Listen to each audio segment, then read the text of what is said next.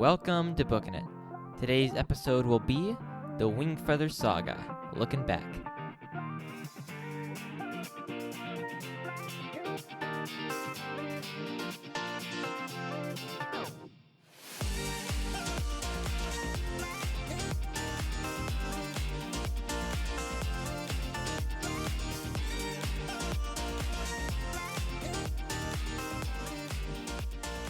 Hey everyone, and welcome back to Booking It.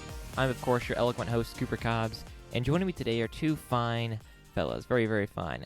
One of them is my good friend, Mr. Tanner Lewis. How you doing today, sir? I'm doing well. Great. And the other guy, of course, Mr. Bryson Bostwick. Hey everybody, we're back. I can't believe it. This is gonna be really exciting. I'm pumped. This is really exciting. Well, so two things. Number one, unfortunately, good friend, Mr. Isaiah, couldn't make it today.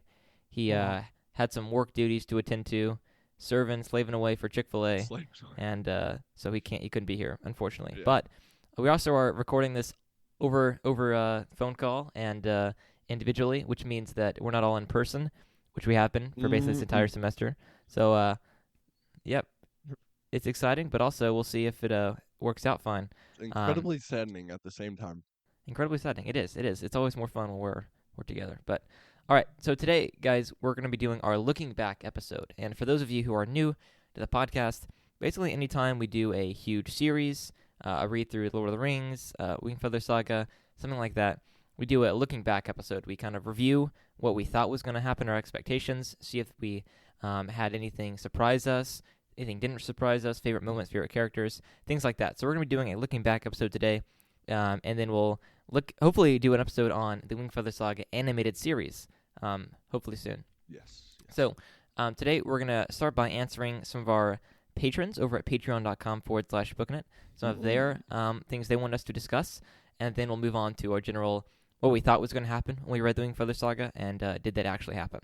So, firstly, two people wanted us to talk about the sea dragons, okay? So, one of them wanted us to compare the sea dragons to other literary dragons, and so I thought that the sea dragons were a lot of fun, honestly, because they have, it's not just, when he writes the sea dragons, he's not just like appealing to the standard like lore of a dragon, which is still pretty cool. Yeah. He kind of builds their own mythology, right? Mm-hmm. Like these were the dragons, like the most majestic creatures that the maker made. Yes. But then, their downfall in the past, the sunken mountains, Will, that whole tragic story, just like a really cool epic mythology for these dragons. And then just kind of the twisted hate of Jurgen, but still like the pure nature of everybody else in the sea. Anyway, I thought it was all really, really good. I don't know what you guys thought about the sea dragons. Yeah. I mean, just no idea what to expect with sea dragons at the very beginning. Just like, oh, well, they're these beasts that emerge from the sea every year or so just Right. to sing their songs. All of a sudden, that just dragons singing songs? What? I've never heard this before. Like, usually when I think of dragons, I think of screeching and roaring, growling, like more. Or Benedict Cumberbatch in the Hobbit movies. Yeah, think of more ferocious things. And he definitely doesn't skip out on the ferocious part for sure, but he makes sure that they're also likable to a degree. No. They have personalities. Yeah. When Jurgen swallows Will's skull, I mean, that's a moment. I mean, like the way he describes like the pleasure as like the skull like goes through his esophagus. Oh man, ugh. Yeah. Yeah. He doesn't shy away. He also went through a lot of description on how white the true. skull was. That was a little grossing out to me. White. He's like it was so pale and shiny and pearl. Like I'm like, Yeah. oh, okay. Okay.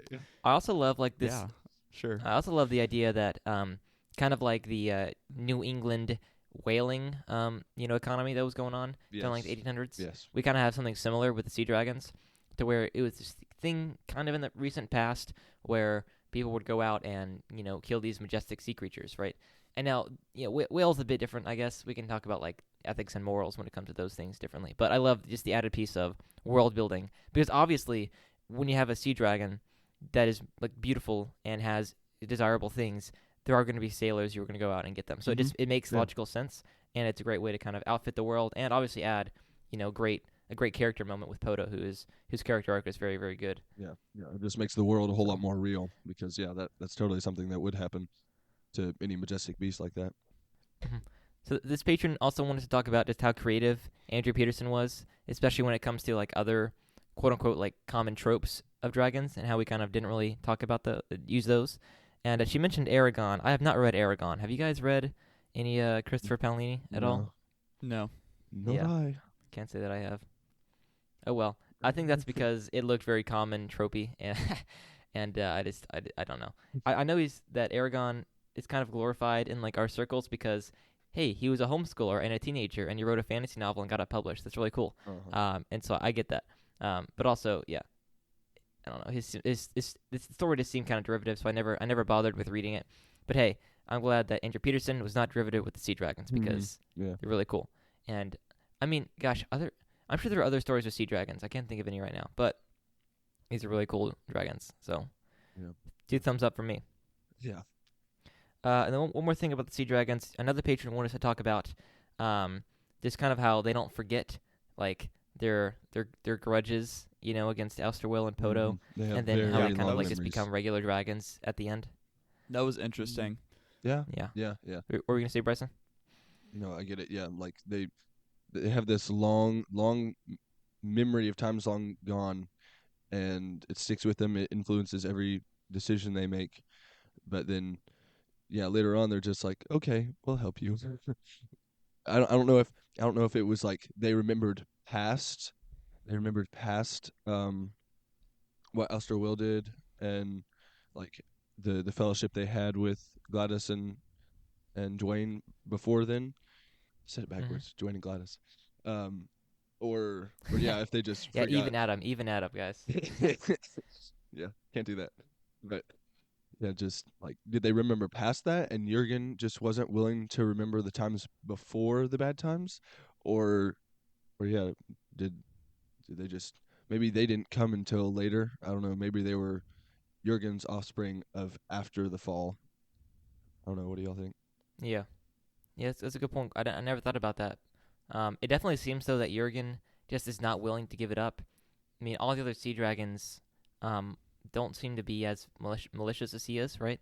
I mean, even Holwyn, who has, like, next to Jurgen, the second most reason to be upset at Poto, forgives him, which is, I mean, obviously it's a great moment. Mm-hmm. Well, and it kind of seems like at one point that Jurgen is going to forget, because remember when Nag first meets him, he's like, the debt is paid, I have done away with Scaleraker, and he's just like, I want to live away from men and be at peace. And then Nag offers him the skull of Elsterwill, and he's like, "Oh yes, I'll get back in the fight, back in the game, boys." Yeah, I wonder if it's almost like kind of a Javert thing. I'm reading Les Mis right now, and it's like a obsessive pursuit of justice, to where it could really more be described as just vengeance taking, Yeah. And it's not really productive anymore. So yeah, I'm not sure. But anyway, so the last battle, when the dragons like gain their wings, that was always like a big surprising moment to me when I was younger and read these. Did it happen too fast? Like, was it set up at all? This was going to happen? I don't know, Tanner. Do you have any thoughts on just like the nature of it? I don't think it was set up extremely. I'm not going to say not set up well. I think it was abrupt, and I enjoyed the abruptness of it, like the Poto dying, and then immediately the dragons, or Jurgen specifically, like going into rage mode again. I think that I personally enjoy the abruptness of it. It feels natural, almost. Like it didn't. I feel like the setup was the fact that we talked a lot about Elsterwill with Nag, and we saw kind of that, and we've had, I mean, even since On the Edge of the Dark Sea of Darkness, we've been hearing Elsterwill, all of that stuff, right? But yeah. I'm with Tanner. I think that I agree that it was abrupt, but I think that you're right that it works. I think for 2 reasons. Number one, because War and the Wolf King is just really like that. Like all of a sudden, cloven fast. Whoa, yeah. And it takes this thing that has been like alluded to, like just cloven in the Blackwood, and then makes it like just a whole weird society. And then same thing with sea dragons. Yeah, we hear a lot about Elsterwill and the Sunken Mountains, and I think most importantly, a connection between Anira and the Sea Dragons, an ancient alliance Yeah. from the old book, Yeah. right? Of the first books. And so I think it is abrupt, like, oh, they have wings now. But also, it's been kind of alluded to in a very vague, general way that it doesn't feel forced because we know there's all this mystery that's been referenced before, Yeah. and so we don't really know what that involves. And hey, isn't it wonderful they have wings now? That's kind of where I stand, and I'll be you, Bryson. Well, yeah. Well, I think there's a few references in the book to like Jenner or Lily thinking that they looked like wings or something like that. Their fins did. Um, I know when I read it the first time, I kind of felt like, don't dragons usually have wings? Like, why don't these dragons have wings? And Right. now when I first heard about the water from the first well, when Nugget was first healed, yeah, that didn't click. I was like, okay, there's missing connection here. But yeah, I do kind of feel like Tanner's right. Like, it is very sudden. It's just like, whoa, all of a sudden the sea dragons are on land? What? And then they're dying, and and then, whoa, they're not dying anymore. They're completely whole and they have wings now. It's just like from one extreme to another. We're losing the battle and like getting destroyed. And then all of a sudden we have sea dragons on land. We've never seen sea dragons on land, like, ever, as far as they can remember. And then they're on land, they're dying, they're losing the battle again. Oh, wow. Look, Janner's back. Water from the first well. Oh my goodness. Or Ood, I guess. Came from Ood. But yeah, just like I like the abruptness of it. Just like that quick pace where we're like going from one extreme to another, just back and forth. And yeah, like Tanner said, I think it works. Yeah. All right, well, 2 thumbs up for the Sea Dragons from Booking It for Andrew Peterson. Yes. All right, final question from our patrons. How has this series, as we've reread it many times, how has it like grown us as humans and as Christians and as family members? How has that like influenced you for the better, in that way? Wow. How has it not? There's just like so many things on different levels. Yeah, just like the whole family aspect of it, because they're traveling with their family, growing with their family this whole time. And it just reminded me of the journey I'm on with my family, that I don't see it all that often. But that's like, God has put me in this family for a reason. There is a purpose for me being right here and right now, and I'm going to glorify Him with every breath I take. And so, yeah, just like the whole, we're gonna stick together. We're going to love each other no matter what we're going through. I know Tanner's really gonna agree with me on this. Just all of the moments between Tink and Jenner, just I felt walls breaking down in my own heart reading all that. Just like, wow, I didn't even see where I had this problem, but now I do, and I really need to address it, repent of the sin, and yeah, just live in a better relationship with my brother and really all of my siblings. And so just all that. And then one other thing, kind of just Jenner at the beginning wants adventure, and he wants to go off and see all the exciting things that this world has to offer that he's never seen before.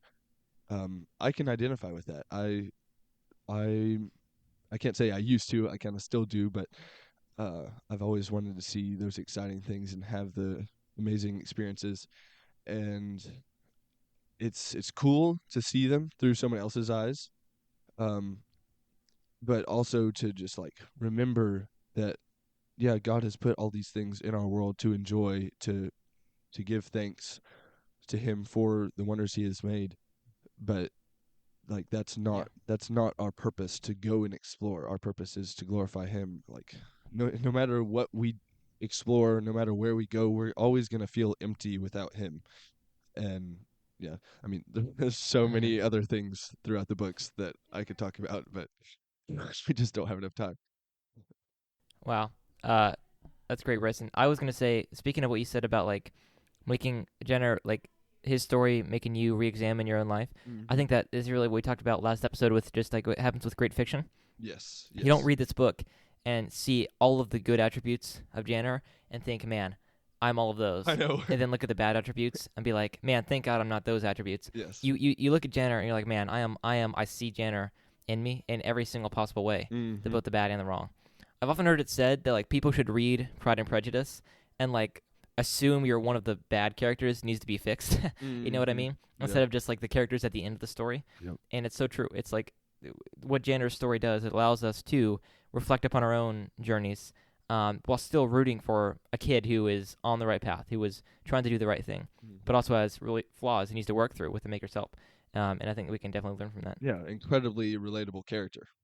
Tanner? Yeah, Janner and Kalmar, Janner and Tink, that story. I don't know. I feel like I expounded upon this a lot in the last one.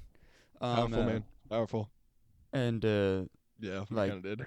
the importance of it to me. It's just, yeah. You know, it's something else to me. Like, the story, the way that it impacted me. Like, as you just said, like, it puts you in Janner's shoes, especially for us older brothers and especially older brothers of a brother. So, yeah. Well, and just like the whole Yeah. end of the story, I feel like just the story as a whole really makes you. I know Indy Wilson has really talked about this. I almost said Indy Peterson. He's talked about this. Just like, what is the point of good fiction? It's not to make you a recluse, not to make you an escape artist. Like, the point of good fiction shouldn't be escapism. It should be like giving you the tools, giving you the mental fortitude, the courage, the everything you need to go out into the real world and do what's right, to do what needs to be done. And this book like totally knocks it out of the park, or the series does, in giving you that, like giving you the encouragement, giving you the tools, the weapons needed to then go out and fight the good fight. And I know I texted y'all as soon as I finished the book, and I was just like, I need to go do something right now. I just need to, like, I don't know, conquer the world or something. Like, No, when you finish the book Or something, yeah. you need to do something. It just inspires like creativity to the max, like dominion to the max, like everything. No, I was working at Chick-fil-A when I finished the book. I had my AirPods in while I was cleaning when I was closing one night. And like, as I'm cleaning, like, we're getting to the end of the story, and I'm fighting back tears, and I'm like, this is not the cleaning agent right now. And all of a sudden, This is not the all of a sudden, I find myself like scrubbing faster, and I want to like throw some of the stuff. It's like, Yeah. it's. I'm not gonna lie. I called my manager in after I was done, and he's like, "Wow, Tanner, you didn't miss anything." And I'm like, "I know. I finished the book, my man." Yeah. That's funny. No, I was literally jumping up and down for the next hour and just like needing to hug everybody in sight, needing to just like get all my emotions out. I don't know what it was, but I've had that reaction. Well, no, this is the first time actually I've wanted to get up and do something. I think the last few times I read it, I was just like incredibly sad and like hopeful, wishful in thinking. That's a good thing that it also Right. inspires too. Like in our own lives, we see all this struggle, all this pain, all this hardship that we think is gonna end in sorrow and grief, but there's still always hope, and our hope is secure in the blood of Jesus. And so when you read that story and you know what Christ has done for us, you know what is also possible for Janner, and you hope. And it's not for me, it's always been a sure hope. I don't know about y'all, but just like, yeah, don't lose sight of the big picture and what all God is doing. Whether or not Janner is healed, he's glorified God Mm-hmm. incredibly well. He's done um, the very hardest thing possible to honor his brother, to honor his family, to honor the Maker. And yeah, that's something that we can all strive for. Yeah. But yeah, I think that was actually the first time that I had such a not Visceral. violent but Yeah. very pronounced reaction. Yeah. Yeah, I get that, man. And I think it's true. I think it comes with maturity and reading the ending again, because you might be tempted A, to just be sad at Mhm. the end, or or B, like really really hope that Jenner, is healed, like you said. But when you kind of read it and you've read it a couple Yeah. times, you're right. When you're older, you get the full picture, and you're like, it doesn't matter if he's healed or not, because at the end of the Mhm. day, he did the right thing. He honored the Maker. He sacrificed himself Exactly. for his brother. So yeah, for me, gosh, this book has Mhm. just made me reconsider my relationships to my family, my attitude to my family, my Mhm. duty when it comes Yeah. to being an older brother to my sisters, when it comes to respecting my parents and seeing God and all of the struggle and strife, like the journey you talked about, Bryson. And I really am just so grateful that Mhm. this kind of fantasy exists today. Not only is it written by a Christian, but also it's not Exactly. Yeah. cheesy. It's like good, good, and Yeah. it focuses on like themes that I can applaud: self-sacrifice, wrestling with the Maker, but Mhm. praising Him and glorifying Him, familial conflict and Yep. resolution. Everything is just is working, and it's working really well, and it's making me reflect upon my own life and become a better person in light of that. Mhm. So man, it's Yeah. not many book series have done that to me. Like even things that I would Nope. consider maybe Nope. are better craftsmanship than the Wingfeather Saga. I don't know if have impacted me quite as much um, as Wingfeather Saga. So um, yeah, I think that it is. I'm just so glad that it exists, and I really hope that everybody reads it. Uh, and I will definitely read it to my Mhm. kids, because I think Yeah. this is the kind of story that I Yeah. want them to experience, because it really Yeah. is impactful and powerful and transform you. And yeah, No, yeah, exactly. I don't remember reading any other book that has transformed me, like you said, this way. Like I haven't read anything else where I've felt this renewal. And and another thing it really encouraged me to do was go back and dig into God's word, mm, which is mm-hmm, something that I really I know that Andrew Peterson is really trying to evoke in believers is like, okay, like where is our hope? We're gonna turn back to the Maker. Like we're asking questions. Janner's asking questions. Where do we find our answers? And yeah, just going back to His Word, and just like what I'm saying right now is not empty. Like if you ask my family, I know we could all say like Andrew Peterson has had an amazing like all his writings, all of his songs have had an amazing effect on our lives, and ever since I don't know 2018 or 2019 when we first got into listening to him, like so many things have changed and we are not at all the same people that we used to be. the former And people have passed that away. is all thanks to God through Andrew Peterson. Yes. Yes. And I hope I will read many more books like his that will grow me, change me for the better. Um but to this point I don't think I have yet. Yeah, yeah. All right. Well, let's move on to part number 2 of this, which is looking at our expectations for how we thought this read through would go, and whether or not that happened. So, I guess we're going to start out like what briefly summarize what did you expect to happen when you read the Wingfeather Saga, and did that happen, or were you kind of surprised and how you experienced it this time? Saying when I first read it or when I read it Sorry, this time? this go through. Like when you picked up Yeah. On the Edge a couple months ago, what were you expecting to get out or read, or what were you expecting to get out of this read, and did that happen? Mhm. Yeah. I was expecting extreme nostalgia for one. Uh and just like imagining myself sitting in a rocker with a nice cup of hot chocolate, just like experiencing those extreme Green Hollows vibes, and just like getting into the first book. I was like, okay, we're getting back in. Of course, always parts that I don't remember that spark new things, and this time, which I've never done before, like because we're doing podcast episodes on it, I started taking notes and noticing more things than I ever had before.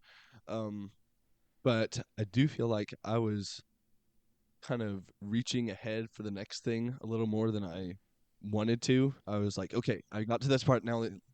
I need to get to this part next, and like just hopping from each really good scene to the next good scene, and kind of like not blowing over the in between parts, but really Yeah. probably not enjoying them as much as I did in the past, because I was just like, okay, got to get to the next good part.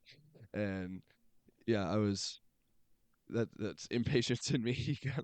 Like, okay, I gotta get to the next really good scene. I gotta move on. And yeah, so um that's something that I wish I hadn't done. And I know Tanner, when back last time when y'all did episodes on the books, he talked about reading it with new eyes, reading it like without ever thinking about what's going to happen in the future, kind of just like, okay, let me go through this thinking it's a new story and being surprised all over again. And I don't know, I think he said he was going to try to do that again this time. Didn't you? I feel like he did. Yeah, that was this read, and Yeah. wow, guys, what can I say? I felt no nostalgia in any part, which is amazing.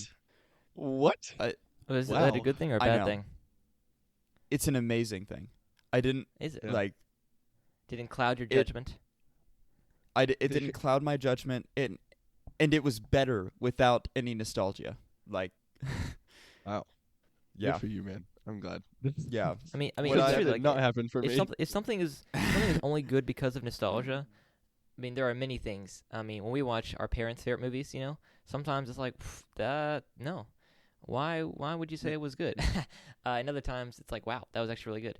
So yeah, I think I nostalgia feel like can that's sometimes do that. that is literally all Star Wars is. I feel like Yeah, it's that's true. Star Wars.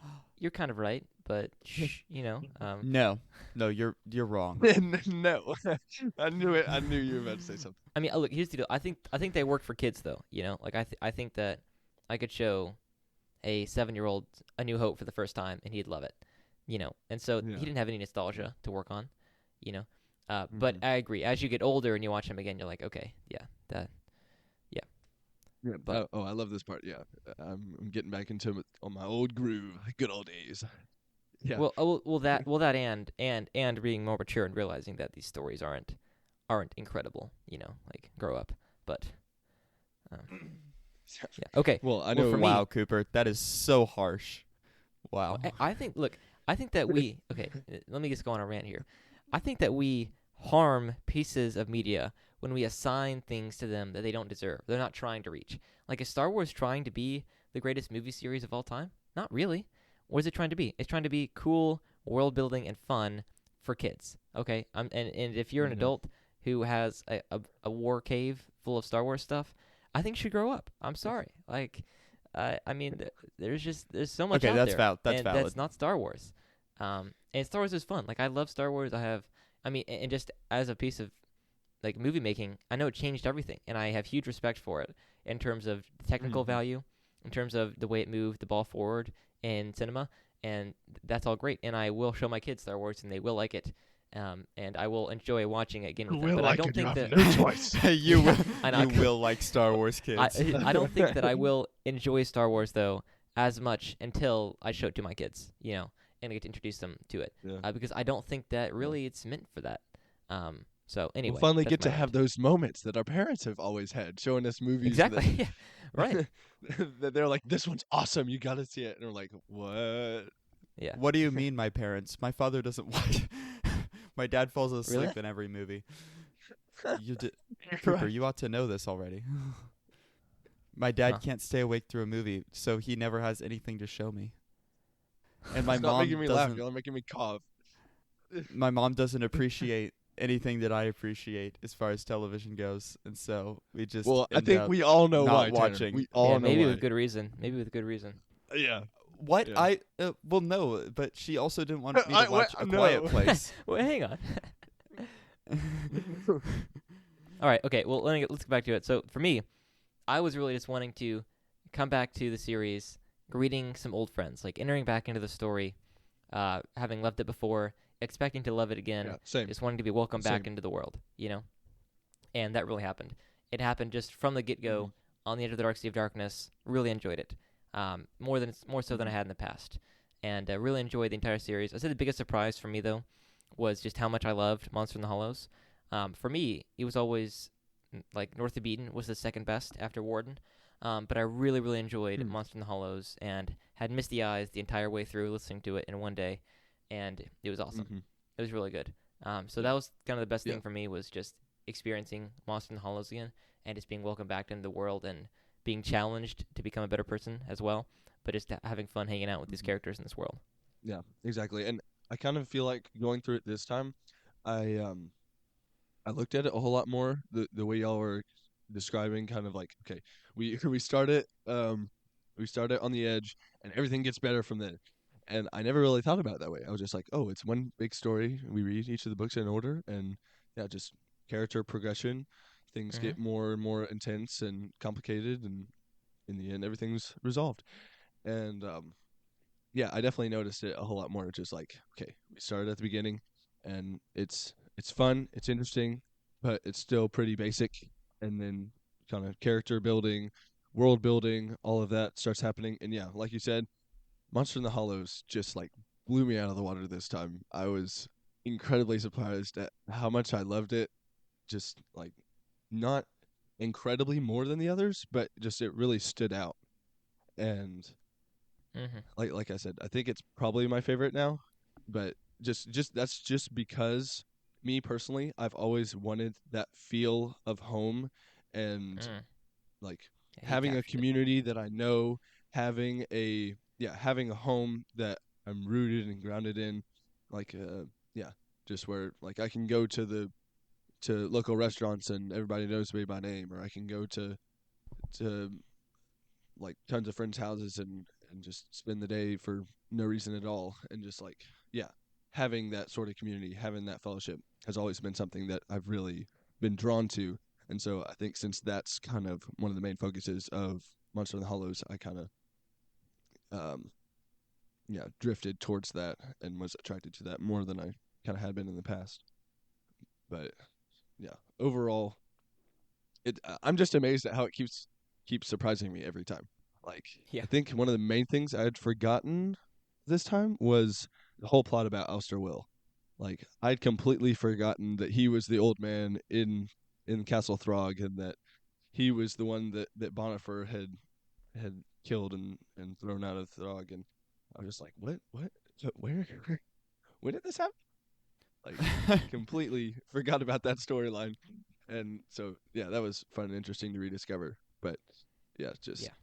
I kind of expected to, I guess, be more emotional through the books. I don't think I cried once. Usually I cry multiple times in reading the series, but I Well, didn't cry that's okay. once You this you time. jumped up and down, right? And went out and like Yeah, conquered the yeah. world. So I made up for it in the end. In the end, I made up for all that.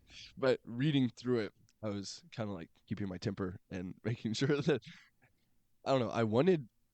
I remember multiple times where I wanted to give in to like that those extreme emotions, and just like being pulled, my heartstrings being pulled by the things that are happening in the story. And Mm-hmm. I don't know whether I've just grown cold or I just I was a whole lot more what's the word? Just like I looked at the story more reasonably, maybe. I don't know, but Yeah. yeah, I made up for it in the end. Yeah. Yeah. All right, Tanner. You wanna? Yeah. I don't know if you talked fully about your like expectations and how it worked for you. Yeah, as I said, my expectations. Well, I guess I never actually said my expectations. My expectations were to be absolutely blown out of the water by something that I knew was already good. And as we already talked about, my way of doing that was attempting to come at it with fresh eyes, and it worked. Like coming in there not expecting anything, going in without wanting anything besides being blown out of the water was phenomenal. Like Mm-hmm. as you said, like it's just so good, and it's so good on so many different levels. But I think that like the biggest thing for me that like I always forget about is I always forget about what happens after Nag dies, right? and Right. I forget how many, like legitimately how many chapters we have after Nag dies until like the end of the book. It's Yeah. it's it's like Nag dies, and then we have 10 chapters left, and I remember getting Yeah. there, and I'm like, I don't even remember what we filled these up with, and so coming out with fresh Just the eyes, best stuff is all. yeah, I that's remember like, getting to Anira and being like, we're not, we're going back to the Green Hollows? What? Forgot about that. Yeah, you're right. yeah, I forgot about that, and this read through, I don't know why, but that section was one of the most impactful sections to me, because not only like not because of the Janner stuff at the very end, but rather because of like the build up to it, the like seeing Kalmar be upset, seeing him like resigned to his fate, seeing him trust, and all of that going, like that build up right there. Yeah. I don't know. That's why I Yeah, was it definitely works. yeah. Go ahead. That was my big thing this time. So Mm-hmm. that was what blew my expectations out of the water. Like, what kind of writer, what kind of book can seemingly finish the story, right? Like, have your big climax, and then No kidding. not do a Like he had not a major climax, and it's still not over yet. Like, what are we doing? yeah, and So like, many different plots being resolved. Yeah, it's just yeah, and crazy. not even like do the Hobbit with it, like, oh, and then they walked back, right? And he was yeah, and that was that, right? But no, like he continued it and he finished it, and I don't know, it was something. Yeah, it No, was. you're right. It was. All right. Well, anything else you guys want to say as we wrap up our discussion of the series proper? I don't know. Did y'all want to go through what your exact favorite moment was of the books? Oh, good point. Good point. I Yeah, already it's said Should probably have mine, asked man. Isaiah, so. so he could have It's- said Isaiah's it's favorite the- part. Oh yeah, we'll get him on later to say it. Anyway, yeah, I think that just man, Jenner's self-sacrifice at the end just hits every time. Hits every time, and is Mm-hmm. beautiful, beautiful. Tanner, what's your favorite? As I said, I already said mine. It's like those chapters immediately after Nag dies. So Those no longer the chapters. reckoning of the Bunge. No longer. No, not anymore. I've grown up. I've Not matured. anymore. You've cried. I've Hey, that's still an awesome matured. moment, That's questionable, Tanner. That is very questionable. It's a close second, guys. Okay, it's a close second, close. but It is. That's funny. this one has to beat it out, because It well, supersedes. I feel like I have to explain myself now about why it beats it out. It's because this is like the fruition of that, right? That's like the extreme example of something, and this one is the like extreme example of like the thought behind it, the build up. It's not blind anymore, it's knowing. That's I kind of feel like I was kind of, especially after reading the Bible as much as we have recently, that whole element of the prophecy of the seed and Jenner being the seed of man that was going to reap the new harvest, that really had a whole different effect than it had in the past. Yeah. But yeah. Just going through Isaiah No, things. I think I already said what my favorite was a few episodes ago, but it's when in Monster in the Hollows, when they're at the tree, at the great tree, and they see Esben for who he really is the first time, and Janner cries out Papa, and they all gather around him and like see his clear blue eyes and finally know who their father is for the first time, and yeah, that part just like crazy. I don't even know how to put it into words. Like, I've never experienced that, but it kind of reminds me of like what it's going to be like in the end when we see our Father, our Heavenly Father, face to face, and just kind of like there's so many different overtones and themes, not overtones, undertones of like looking forward to the promised land, looking forward to our eternal home. I know you talked about it. I think you talked about it in the last episode, didn't you? Cooper? On More Than the Wolf King, just like there's so many different times and moments when we're told to look forward to an era or look forward to a home where we're finally going to experience rest. And yeah, just so it's almost like Andrew Peterson is a Christian, and he has so many of these things, so many of these themes from the Bible playing in his mind that just need to be put in a good story. Nice. Well, I guess just final thoughts. Anything else that you guys need to get off your chest before we call it? In the words of that random short dude in The Mandalorian, I have spoken. I have spoken. Amen. Amen. Yes. I just want to say one thing. We are all incredibly Yes. grateful for the series. We've gushed about it this episode. But I mean, there are things that you can listen to episodes. Yeah. It's not perfect, okay? But that doesn't mean that we can't love it. And so that's what I want to say. Oh my goodness. All right, so guys, I asked. I'm really hopeful that this will be beat out eventually by some other book that I read, where I'm just incredibly moved and really grateful Lord of the Rings, perhaps. That author writing it. Nope, that's not it. Not yet, at least. I'm working towards that, maybe one day. But yeah, so just like you said, incredibly grateful, hopeful that we can live out what we've been called to do from these books. Like, there are so many calls to live out the walk, live out our faith, the Christian life that we've been called to live. And so I hope that as everyone reads these books, everyone that is a Christian, or even people that aren't, read it and are encouraged, read it and are inspired to then go look to God's word and see what it is that the Maker has really done for us. Yep. All right. Well, let's move into some donor shoutouts. So, guys, I asked ChatGPT to write a story in the Wingfeather Saga world using our patrons' names. Oh, no. So, it got some things right and some things wrong. But before I read the story, Tanner, tell people where they can go to support us. They can go to patreon.com/bookinit and subscribe to any of our $5 or up tiers. That is correct. All right, here we go. I'm going to read this in my storyteller voice, okay?